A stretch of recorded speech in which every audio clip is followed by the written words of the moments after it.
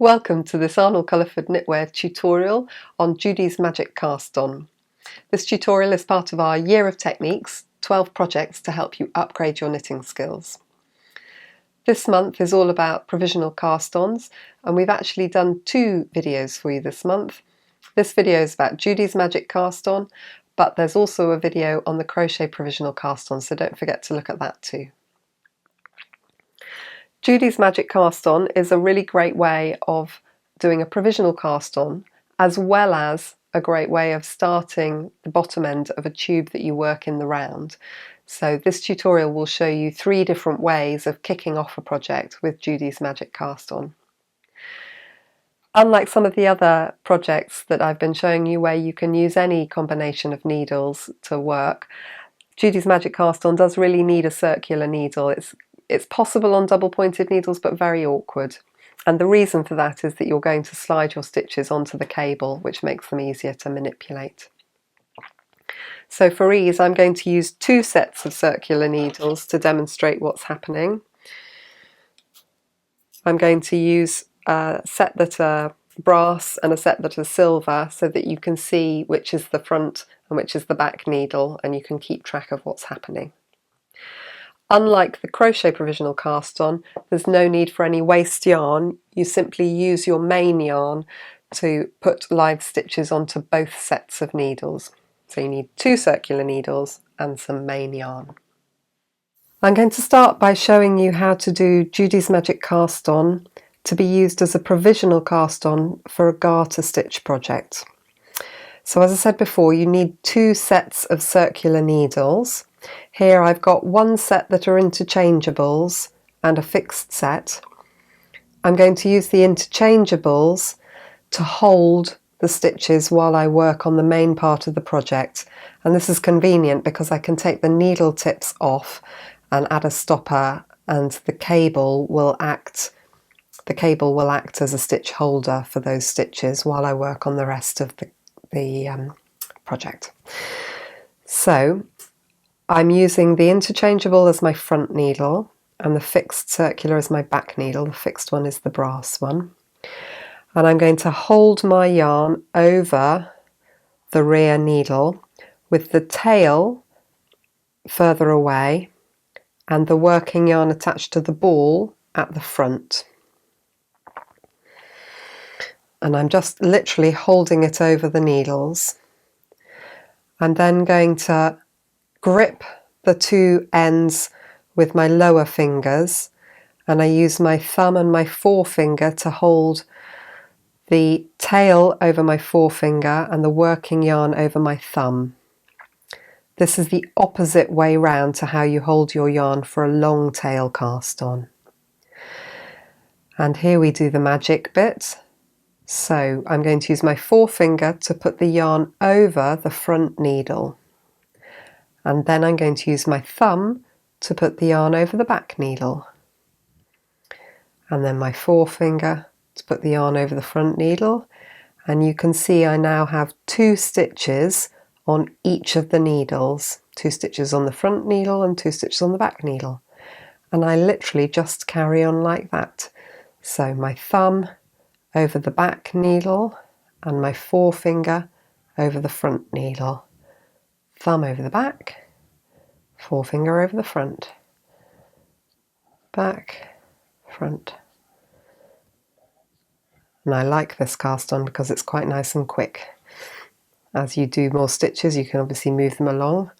I've now got 2, 4, 6, 7 on each needle, and I'd like 10 stitches on each of the needles. 2, 4, 6, 8, 10.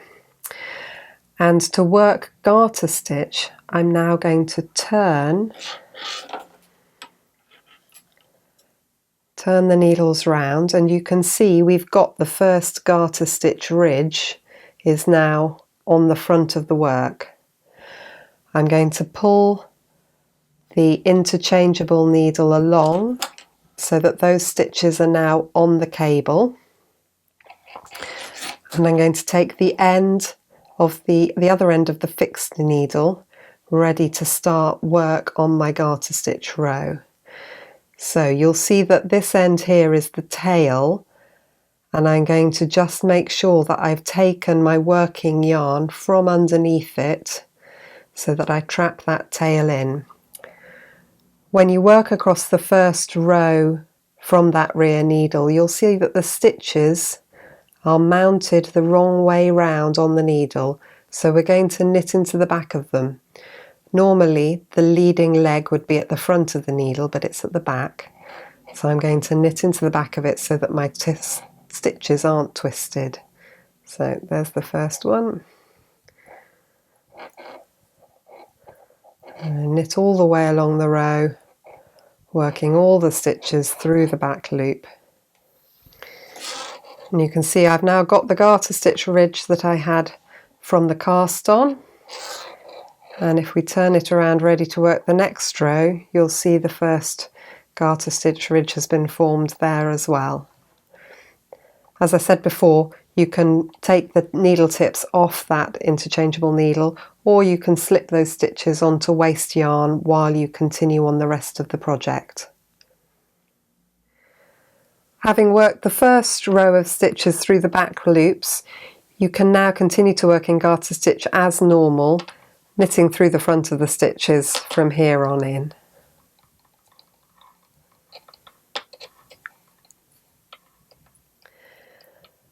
Now I'm going to show you how to work on in stocking stitch or a textured stitch pattern following Judy's magic cast on. I've cast on 10 stitches to the front and rear needles again. This time round I've used my interchangeable needle as my rear needle, because when working stocking stitch or a texture pattern, it's going to be the rear needle which ends up holding the cast on edge stitches. That's the opposite way round from when I did it for garter stitch.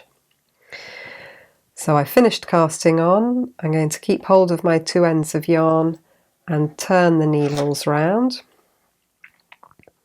And I'm now going to pull again the stitches on the interchangeable needle onto the cable. This makes working the first row much easier, and is why I definitely recommend doing this cast on two sets of circular needles rather than using double pointed needles or anything else. So we can see here that we've got our tail is just being held over that needle, and so we're going to lock it in place by taking the working yarn from in front of it. So we're going to knit across the first row. If your pattern has a texture in it, then you might do a mixture of knits and purls on the first row, and that's absolutely fine.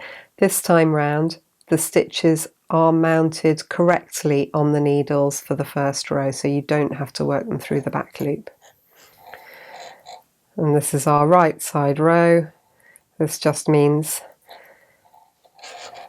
that the ridge from our cast on edge is on the wrong side of the work, round at the back.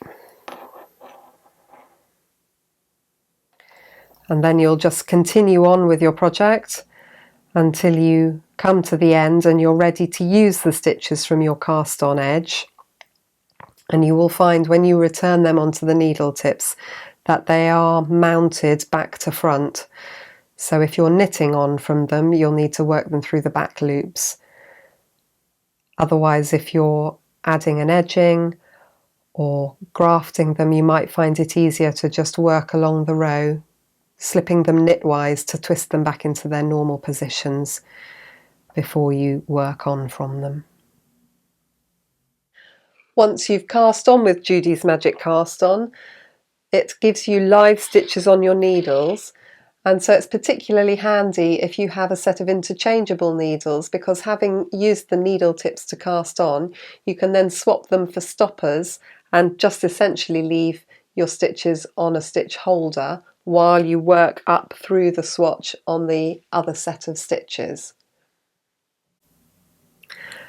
Finally, I'm going to show you how to use Judy's Magic Cast On to start the bottom of a tube, so working in the round. This is the technique that you might use if you were starting a pair of toe-up socks, or working from the bottom of a bag upwards, or maybe even a top-down hat. So we've cast on 10 stitches to the front and rear needles, and we're going to join in the rounds to give a round of 20 stitches in total. As we did when we worked the stocking stitch cast on, we're going to turn the needles around, so we've now got the tips pointing in the right direction to start knitting, and we're going to pull that front one through so that the stitches are now sitting on the cable. Right. Here's the tail of our yarn that's attached to the working ball. Sorry, not the tail, attached to the working ball.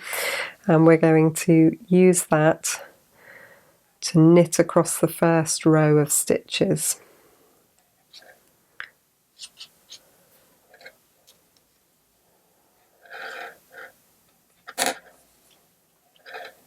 And now we're ready to work across the other side, so we're going to pull those stitches back on to the needle tip.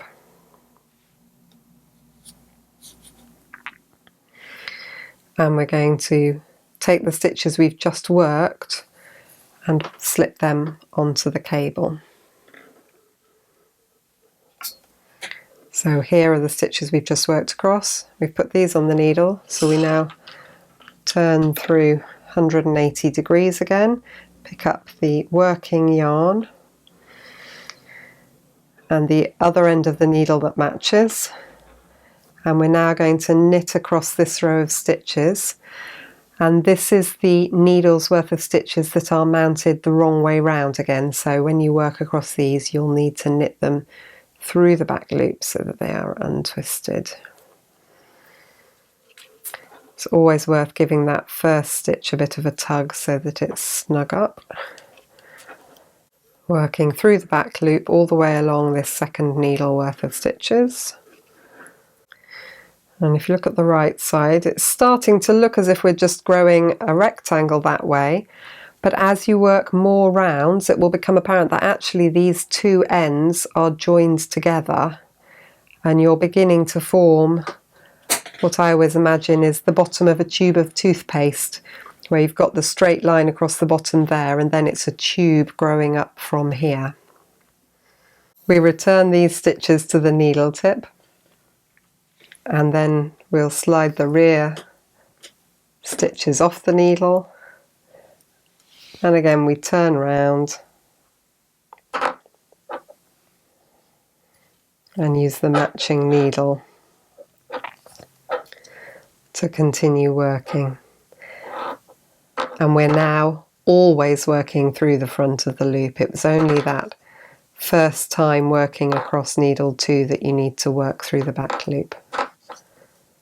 And that's how you use Judy's Magic Cast On to work in the round. I've shown you how to use Judy's Magic Cast On to start off 3 different types of projects: a garter stitch, a stocking stitch and a project worked in the round.